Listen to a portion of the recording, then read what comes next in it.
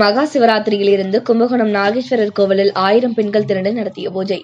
கும்பகோணம் நாகேஸ்வரர் கோவிலில் மகா சிவராத்திரி விழாவை ஒட்டி சிவநாம அர்ச்சனை நடைபெற்றது. இந்த வைபவத்தில் 1000த்திற்கும் மேற்பட்ட பெண்கள் பங்கேற்று வழிபட்டனர்.